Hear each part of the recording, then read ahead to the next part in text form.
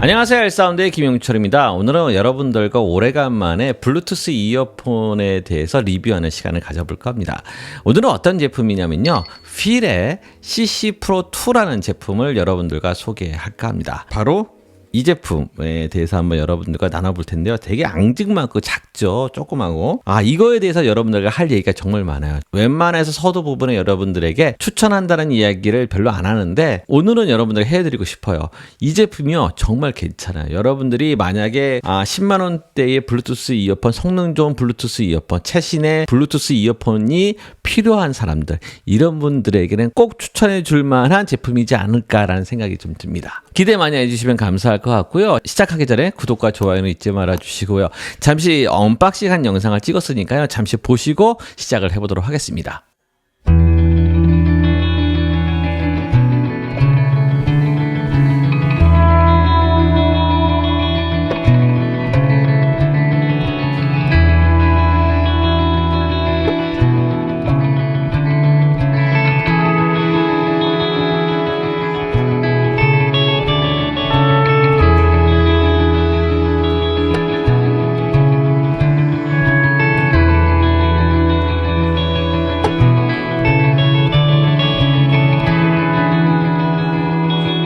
자, 시작을 해보도록 하겠습니다. 제일 먼저 외형적인 측면에 대해서 여러분들 나눠볼 텐데요.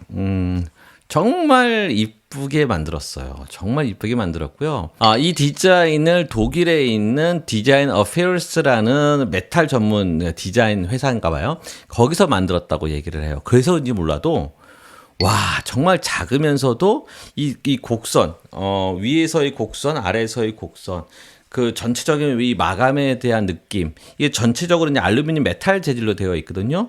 그 메탈 재질 되어 있는 이 부분도 너무 마음에 들고요. 이게 뚜껑이 없는 방식이에요. 뚜껑이 없고 이렇게 슬라이드 하듯이식으로 이제 탈부착이 되는 건데, 이렇게 빼서 이렇게 보게 되면은 이거 이어팁 자체도 이제 보통 이 콩나물 형식의 이어팁 같은 경우에는 원통형으로 많이 되어 있잖아요. 얘는요, 이게 사각형으로 되어 있어요. 사각 기둥 형식으로 되어 있어가지고 좀 달라요.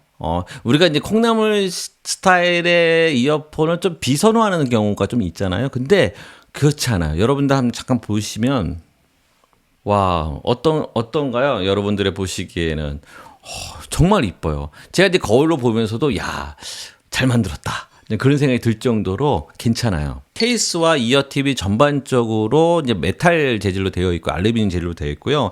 그 이어 몰드 이쪽 부분만 이제 플라스틱으로 되어 있게 당연할 수밖에 없는 게 이제 성향적으로 여기다가 이제 여러 가지 회로를 집어넣어야 되고 소리의 음질적인 측면을 고려해야 되기 때문에 어쩔 수 없이 이제 플라스틱을 만들었었던 것 같고요. 그러나 그 외 나머지 재질은 다 알루미늄 메탈 재질로 되어 있다라는 게 상당히 매력적이라는 거죠. 그리고 이게 뚜껑이 없다라는 것 자체가 저는 마음에 들었어요. 개인적으로 제가 이제 뚜껑이 있는 제품을 많이 쓰죠. 많이 쓰는데 이게 습관적으로 뚜껑이 있으면 나도 모르게 습관적으로 열었다 닫혔다라는 것을 계속 반복적으로 하게 돼요.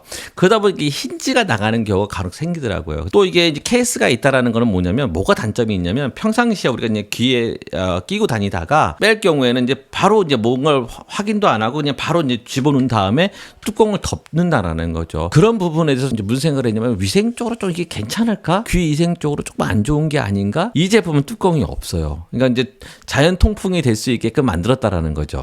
이제 이거 같은 경우는 워낙 작게 만들었던 이유는 남자들한테는 너무 획기적이죠. 작음에도 불구하고 이 충전 시간과 이게 재생 시간이 되게 길다라는 거예요. 그러니까 요즘에 나오는 것도 완전 배터리 기술이 자꾸 이제 좋아지다 보니 재생 시간과 이 충전 시간이 더 늘어날 수밖에 없다라는 거죠. 작다라는 것도 이제 디자인적으로 이렇게 작다라는 게 왜 남자들한테 매력적이냐면, 보통 우리가 이제 이 케이스 자체를 주머니에 놓고 다니잖아요. 그런 경우가 많죠.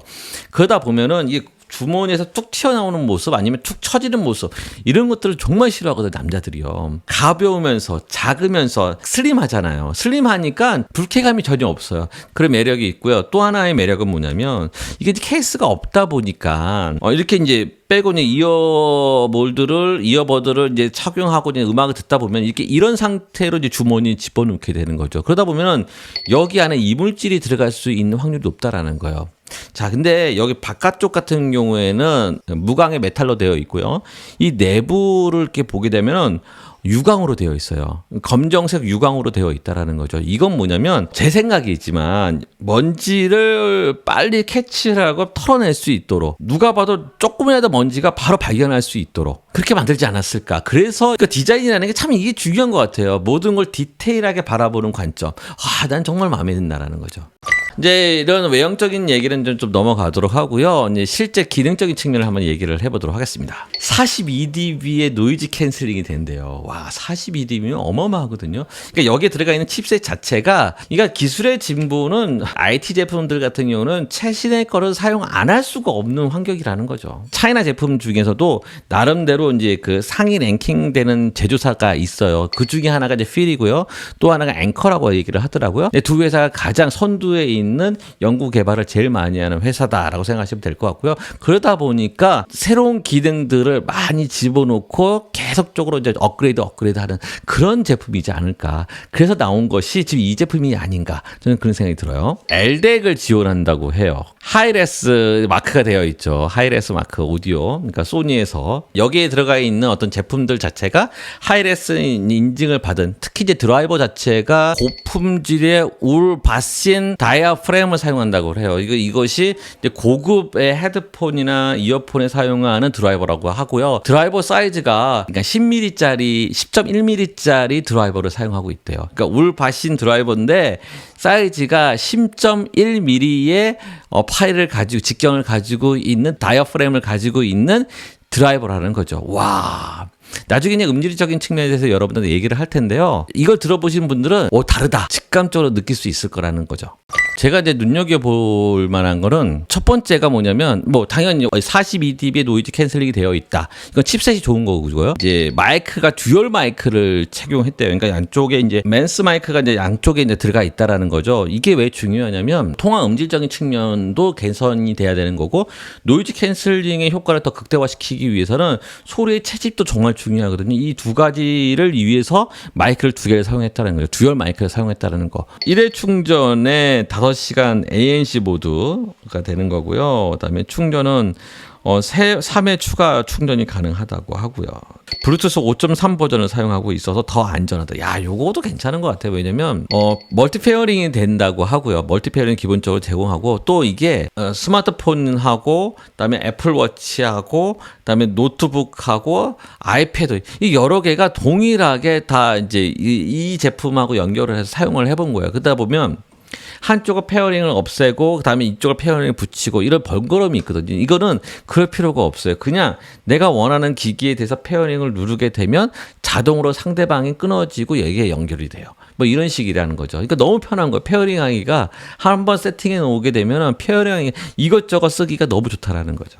이게 통화 음질이 또 너무 좋아요. 그러니까 역시 이제 마이크 두 개를 달고요. 여기에 또 AI 알고리즘이 들어가 있다고 해요. 그래서 두 개의 소리를 비교를 해서 더 좋게, 그러니까 노이즈 캔슬링도 훨씬 더 좋게 만들어 주고요. 이 두 개의 마이크 수음된 것 중에서 훨씬 더 좋은 쪽을 연결할 수 있게끔 만들어 준다라는 거죠.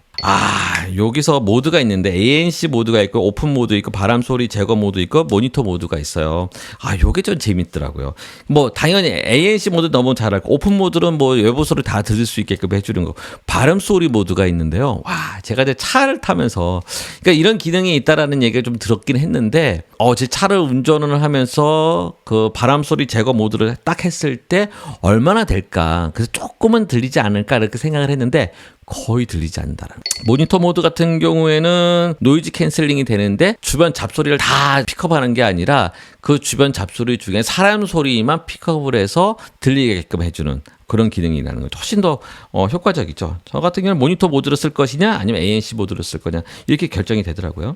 실질적인 거를 조금 더 한번 더 세부적으로 한번 얘기를 해보면, 그래서 요거를 한번 보여드리면 좋겠다는 생각이 좀 들었어요. 제 귀로 들으면서 소리를 한번 비교를 해보면, 그러니까 주파수 FR 값을 한번 만들어 본 거죠.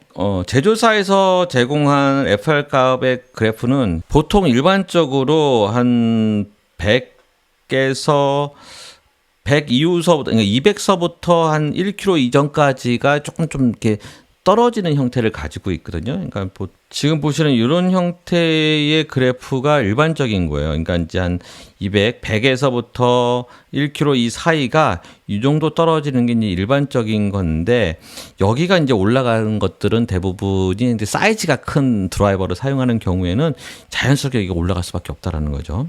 여기서는 한 3km가 이제 높이 올라가 있죠. 어떻게 보면은 튜닝 포인트라고 생각하시면 될 거고요.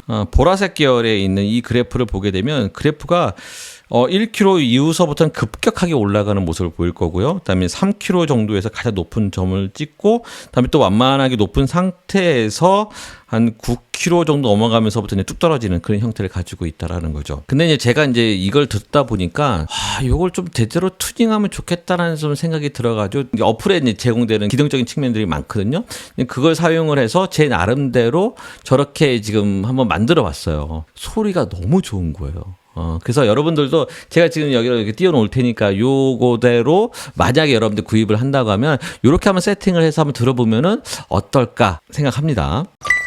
전 개인적으로 너무 만족을 했고 너무 좋다는 생각이 들었고, 여러분들에게 적극적으로 추천해주고 싶은 제품이 아닐까, 저는 개인적으로 그런 생각이 들어요. 그러니까 특히 재즈나 이런 데 고음 영역이라든지 베이스, 그러니까 재즈의 베이스 영역이라든지 더블 베이스의 소리라든지 뭐 이런 것들에 대한 아쉬움이 좀 많거든요.